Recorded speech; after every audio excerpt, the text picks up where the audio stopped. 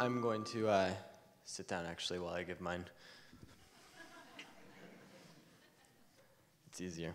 All right, so I am not an urban planner, nor am I a historian. I understand movements well, though, and I believe Indianapolis has the ability to shape the fashion industry's next move, and I believe that we, through fashion, have the ability to shape the next stage of our city's economic and aesthetic maturation.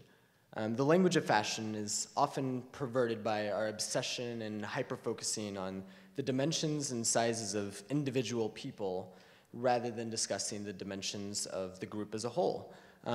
Between tabloid scribblings and celebrity designers, we've obliterated the space between what is truly fashionable and who is merely dressed fashionably.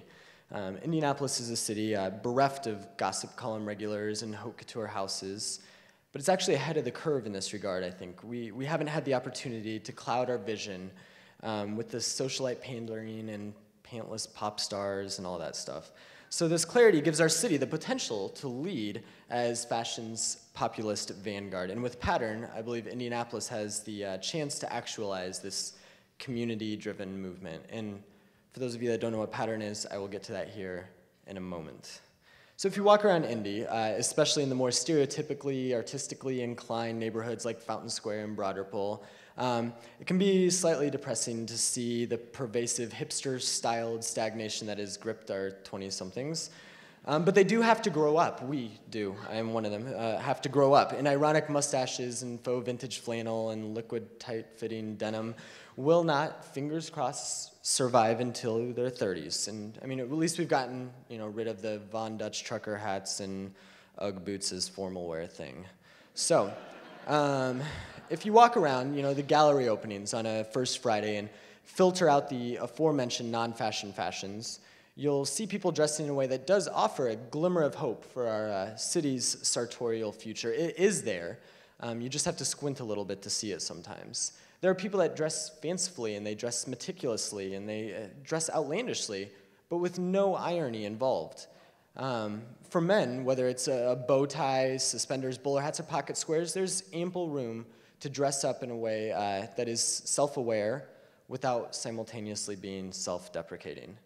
Irony, it poisons all honest creativity, and it really deprives us from any deep sense of enjoyment, whether that's in the moment or long-term. David Foster Wallace described what he called the tyranny of irony as a mode of thinking that serves an almost exclusively negative function.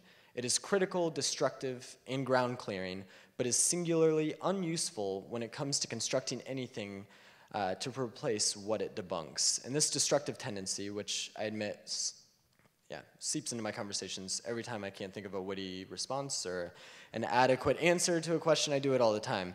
But this destructive tendency is part of what has kept Indianapolis from helming this populist fashion movement. I mean, I couldn't even start this talk without nailing the usual villains, whether it's pop stars, hipsters, LL Beans, suburbanites, whatever. But that language is not only useless, but it is completely contradictory to the future I see Indianapolis moving toward. And that's where Pattern comes in. There we go. Sorry, not good with the clicker. So, for those of you that are unfamiliar, Pattern is the new manifestation of what was formerly called the Indianapolis Fashion Collective. And the collective was started some years ago by a group of really delightful dreamers who envisioned it as a resource where our city's fashion-thinking denizens could come for really anything and everything. And as with most dreams, reality can pretty quickly turn those unfulfilled aspirations into kind of a bitterly nostalgic memories.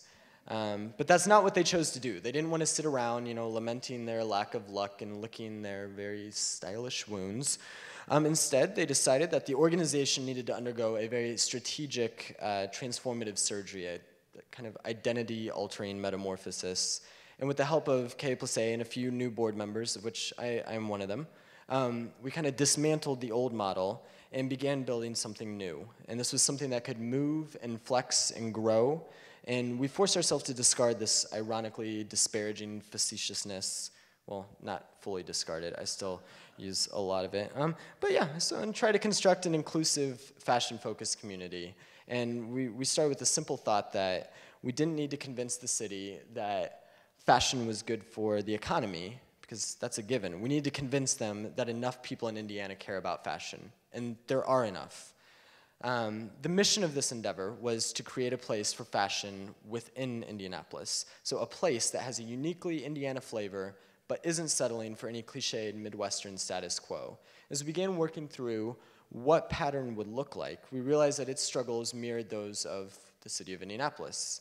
We needed to build a community where people felt free to critique without alienating, a place where people felt safe and yet incredibly challenged, an enclave of sorts where people felt they were a part of something unique without putting up any exclusive barriers to newcomers or people with divergent tastes or tastes you plain just don't like. A place where people were intertwined by a common goal, and yet still able to exercise their individuality. And importantly, a place devoid of the kind of manic confidence and arrogance that comes with the fashion industry.